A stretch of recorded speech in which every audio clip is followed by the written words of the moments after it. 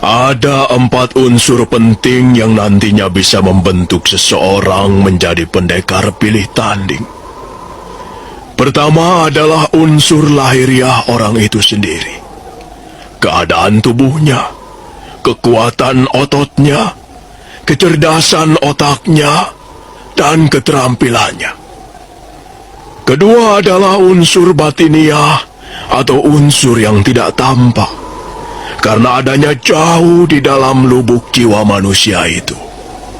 Misalnya bagaimana wataknya, ketabahannya, ketekunannya, keyakinannya, rasa tanggung jawabnya, keluhuran budinya, dan kepribadiannya. Nah, cukup jelas sampai di sini. Jelas, Paman. Lalu unsur yang ketiga adalah ilmu yang dipelajarinya dan yang ingin dikuasainya. Kamandanu, di dunia ini ada 1001 macam ilmu. Tapi bagi seorang calon pendekar yang bijak, tidak akan mempelajari semuanya.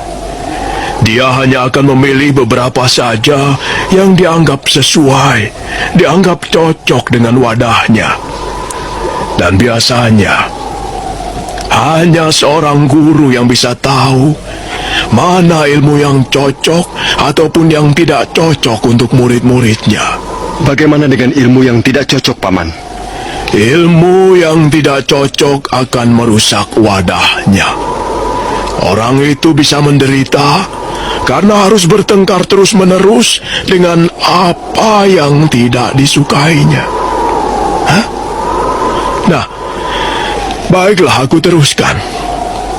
Adapun unsur yang keempat ialah adanya senjata.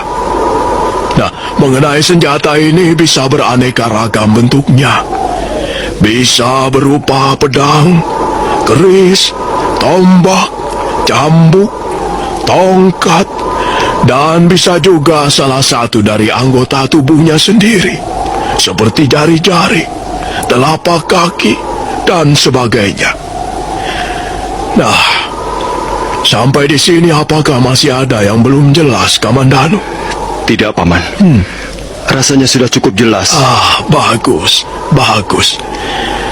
Nah, itulah tadi keempat unsur yang nantinya bisa membentuk seseorang menjadi pendekar yang benar-benar tangguh luar dalam. Pendekar pilih tanding. Karena memang tidak sembarang pendekar merasa patut menjadi lawannya.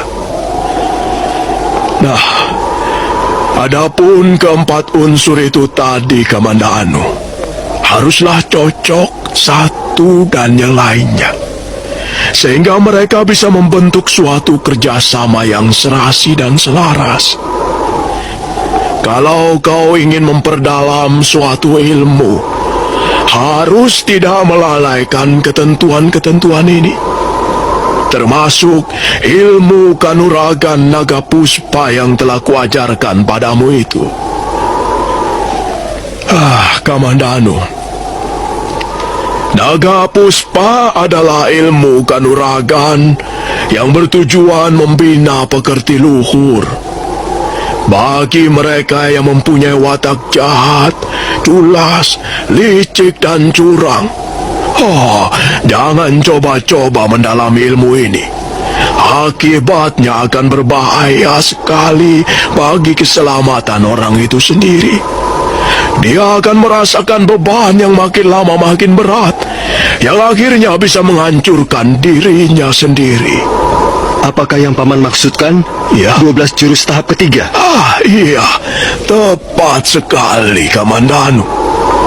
12 jurus tahap ketiga ini merupakan serangkaian gerakan yang berbahaya sekali untuk dipelajari.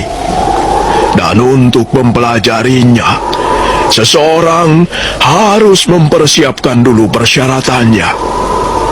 Pertama, dia harus mempersiapkan wadahnya. Dia harus mempunyai cadangan tenaga dalam yang besar. Dan kedua, dia harus mendapatkan senjata yang cocok, yang sesuai dengan perwatakan aslinya.